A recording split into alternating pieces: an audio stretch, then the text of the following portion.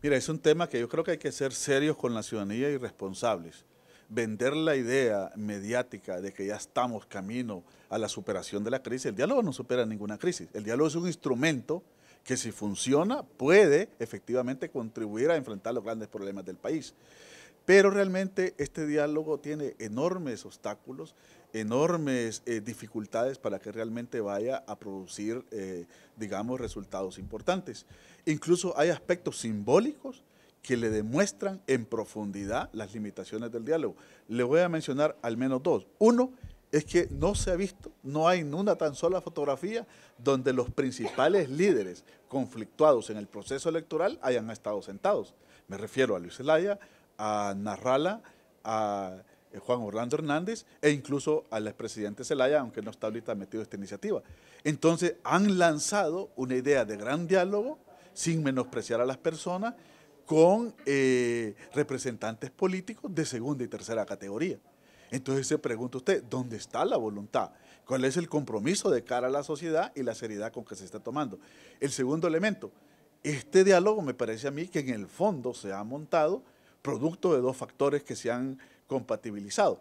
La presión mediática de algunos medios y dos, la presión internacional y todo el lobby encabezado por la Embajada de Estados Unidos, pero también otros cooperantes. A mí me da, le voy a decir algo que probablemente poca gente se atreva a decirlo por cuidarse de lo políticamente correcto, pero a mí me da cierta pena de que realmente la representación de Naciones Unidas tenga que andar siguiendo casi de sede en sede para que estas personas que dirigen los partidos políticos le estampen una firma, en vez de llegar en un acto simbólico de demostrar que están dispuestos a sentarse en la mesa a tratar. Además, cuando usted ve la estructura del diálogo, usted lo que ve es que primero van a estar discutiendo, entre comillas, los de abajo, y que solo en aspectos complicados ellos se intervendrán. Es decir, en esencia, el diálogo de los principales implicados, de las cúpulas implicadas, no está siendo realidad. Le estamos vendiendo una idea a la ciudadanía de que hay un diálogo donde realmente todavía estamos lejos de tener la seriedad para ser llamado como tal. O sea, y luego cuando usted ve temáticamente, hay aspectos complicados. Miremos algunas de las mesas rápidamente. La mesa de derechos humanos. Los derechos humanos no son para negociar.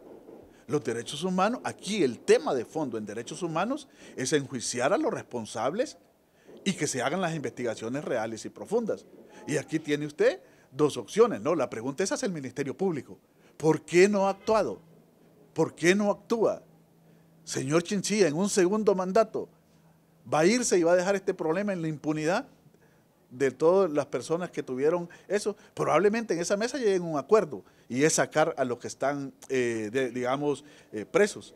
Pero ese es nada más un pequeño aspecto. Mi pregunta es si esa mesa va realmente a producir resultados que realmente signifiquen enjuiciamiento a quienes actuaron directamente contra los protestantes. Y eso, ¿sabe por qué no va a pasar? Porque para eso necesita el Ministerio Público, la voluntad y todo el sistema de investigación y de justicia. Y ese sistema no está interesado en ese tipo de temas. La mesa de crisis, ¿qué va a pasar cuando discutan reelección? El interés del Partido Nacional es reglamentarlo. Políticamente, por saber que no es muy popular, Narrala y Luis coinciden en que eso hay que retrotraerlo, echarlo para atrás. Allí va a ser una de las grandes trabas. Ese tema no lo va a aceptar ningún tipo de acuerdo el Partido Nacional. Y es fácil que esos acuerdos queden fuera de la mesa. Sencillamente, con un representante que diga, yo no estoy de acuerdo, se dice que ese tema no es consenso y ya no va. Lo que es posible es que las reformas electorales produzcan algunas ideas para que luego valgan al Congreso.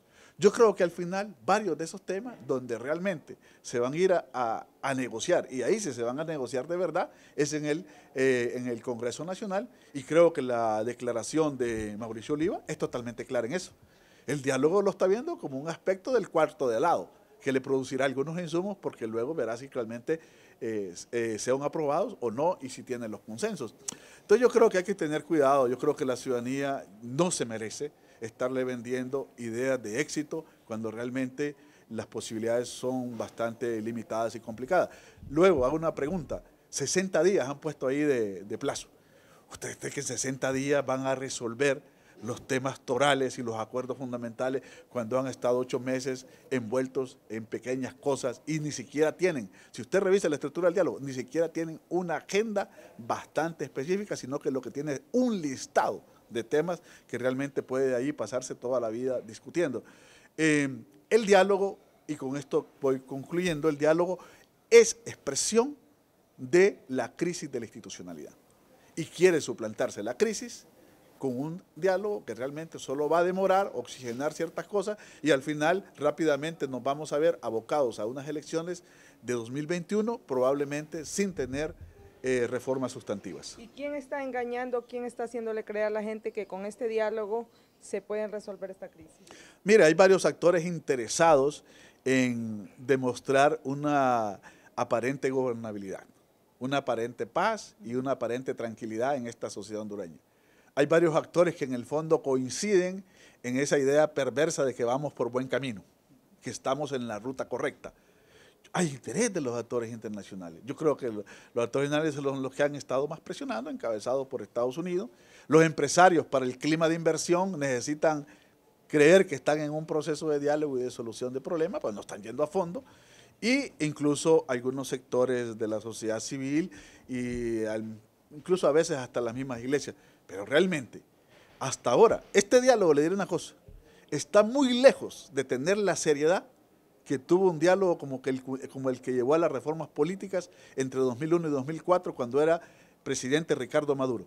Más allá de que yo estoy en desacuerdo con toda la política neoliberal y social de Ricardo Maduro, debo reconocer que esas reformas fueron posibles, más allá de la voluntad de los partidos políticos, es porque además de que estaban dispuestos a dialogar desde el Ejecutivo y desde la presidencia del Congreso, había un acuerdo entre Porfirio Lobo, que dirigía el Congreso, y Maduro de que se hicieran los cambios. Lastimosamente, todos esos cambios fueron totalmente echados para atrás, posteriormente deformados y digamos, también anulados en el fondo.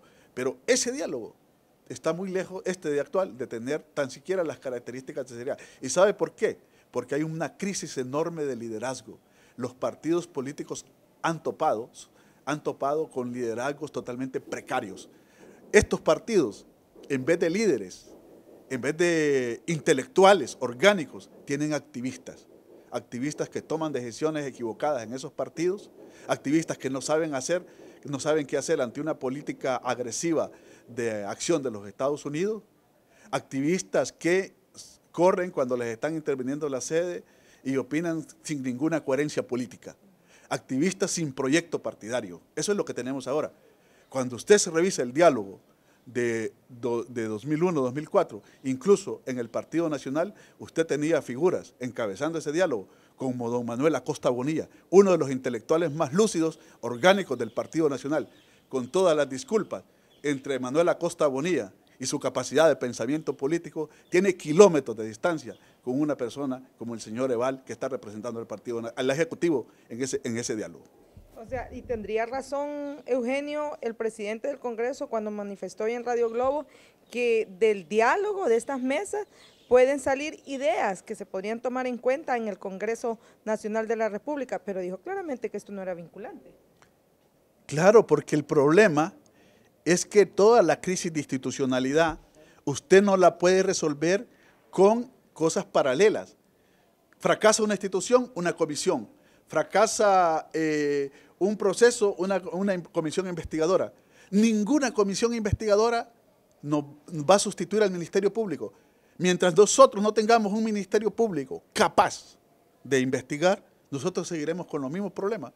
Mientras nosotros no tengamos una Corte Suprema, autónoma, decente y seria, seguiremos teniendo los mismos problemas de violentar derechos y de indefensión ciudadana por muchas comisiones paralelas que le crea y por muchas comisiones internacionales. Estas solo pueden medio apuntar, medio despuntar, apalancar en el mejor de los casos. Por mucha seguridad en salud que queramos, el tema de salud, una comisión no va a sustituir un ministerio de salud mientras tengamos ministerios y liderazgos precarios. Ninguna comisión educativa va a sustituir la capacidad de dirigir todo un sistema educativo. Cuando hablamos de Estado, no hablamos de institucionalidad en abstracto, hablamos de un Estado que tiene una burocracia, en el mejor sentido de la palabra, capaz de conducir al país a los grandes problemas nacionales. Entonces, todos estos acuerdos van a ir a topar al vaivén del Congreso Nacional.